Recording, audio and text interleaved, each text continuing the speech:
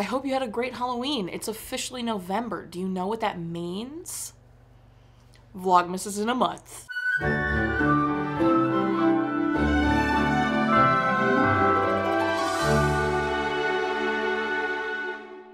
Welcome back to Every Disney Movie Ever. My name is Jess and I'm watching Every Disney Movie Ever. Today I'm going to talk about Back to Hannibal, The Return of Tom Sawyer and Huckleberry Finn. Back to Hannibal, The Return of Tom Sawyer and Huckleberry Finn is a 1990 Magic World Disney television release. It is directed by Paul Krasny, cinematography by James W Roberson, editing by Richard E. Rabjohn, music by Lee Holdridge, and it's written by Roy Johansen. Paul Krasny is best known for Mission Impossible, Mannix, and Heart to Heart. James W Roberson is best known for Rat Race, High Mountain Rangers, Superstition, and The Legend of Alfred Packer. Richard E. Rabjohn is best known for Star Trek Deep Space Nine, Mannix, and Baywatch Nights. Lee Holdridge I covered in the video about young Harry Houdini. The link will be in the description. Roy Johansen is best known for Murder 101, A Brick Story, and this. The film stars Raphael Sbarge, Mitchell Anderson, and Paul Winfield. Raphael Sbarge plays Tom Sawyer and is best known for Once Upon a Time, Risky Business, Murder in the First, and The Bird Who Could Fly. Mitchell Anderson plays Huckleberry Finn, and he's best known for Jaws the Revenge, After Forever, The Karen Carpenter Story, and The Last Place on Earth. Paul Winfield plays Jim, and he's best known for The Terminator, Star Trek II, The Wrath of Khan, Mars Attacks, and Cliffhanger. This film takes place 20 years after the novels that are about Huckleberry Finn and Tom Sawyer. For those of you who don't know, there's a book called The Adventures of Tom Sawyer, or I don't know, Tom Sawyer, and that's first. And Tom Sawyer is the main character, and Huckleberry Finn is his friend. And Tom Sawyer gets into a bunch of shenanigans, like he convinces people to do things for him, and he's very good at, you know, he's persuasive and good at lying and all that kind of stuff. And then it's by Mark Twain. And then the second book is called The Adventures of Huckleberry Finn, or Adventures of Huckleberry Finn. And that film is considered a classic in literature and is studied, and you know, both of them are studied, but Huckleberry Finn is more popular. And Huckleberry Finn's a little bit more, he's an orphan and he's a bit more righteous, and this film is not based on those books, so I can't compare them to the movie because this movie takes place 20 years after the books. However, this movie acts like everybody knows what these books are about and says a bunch of stuff about their past and them as children, and oh, remember the time we did this.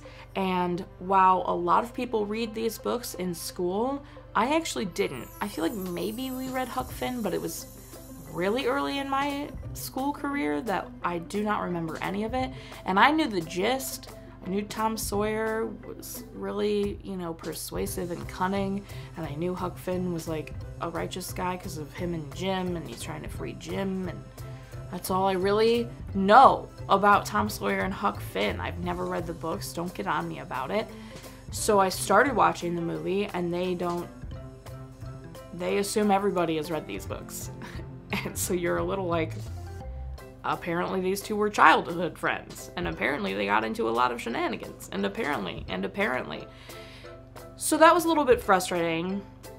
So I went and read the summaries of the books, so it helped a little bit, but for the most part it was still very like, if you haven't read the books, too bad. Regardless of that, the movie's fine. The first half is so slow, dude. It was rough. It was hard to pay attention to the first half. The second half moved a little bit faster. It didn't feel like it was split in two. There was one arc the whole time. It was meant to be one movie, so that was nice. But it was still, the only thing I liked about the film was Huck and Tom's dynamic, and you barely get any of that. So the movie was fine. There was a moment where you could just blatantly see Mitchell Anderson's microphone, like lav mic pack. Just blatantly, there it is, and it's at a time where that would not exist, so then it was really distracting, and I was a little upset about it, but what are you gonna do? The film was racist. Obviously, they're treating Jim like a slave, which isn't cool, because, you know, obviously. But obviously, Huck Finn and Tom Sawyer are progressive and believe he should be treated equally, and has a right to a trial, and want to, you know, represent him and get him off the hook, you know, whole thing. So like, there was a really beautiful line. It was, I gotta get folks to see him past the color of his skin, and it's like, you could say that today, but I digress. Hux mentions his dad being dead, so we are gonna count that parent death. Otherwise, the movie was fine. I will say at the end of the film, it's revealed that the guy who everyone thinks Jim murdered is alive. And I really actually didn't see that coming. I was like, oh shoot, dang, he's alive. And I don't know if I didn't see it coming because I just wasn't super paying attention in the first half and didn't kind of, I mean, I was paying attention. Obviously, I have to, it's my job. But like, I didn't super care. I wasn't invested. But I was a little shocked that he was alive. So that was a nice little twist. That surprised me. I was like, oh, okay. Dang, here I am. He's definitely gonna get off scot-free now because he's not even dead. So that's nice. But otherwise, that's everything I have for Back to Hannibal, The Return of Tom Sawyer and Huckleberry Finn. It was fine. My final rating is 4 missing papers out of 10. Our total movie count is. Our parent death toll is.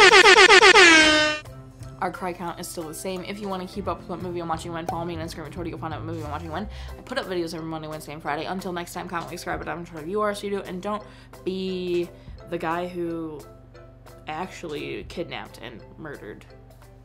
He's not dead. Newman about it. I don't know his name, but him. Ew, that looks terrible. It looks like I'm bald. I assure you I am certainly not bald. I have plenty of hair. Okay.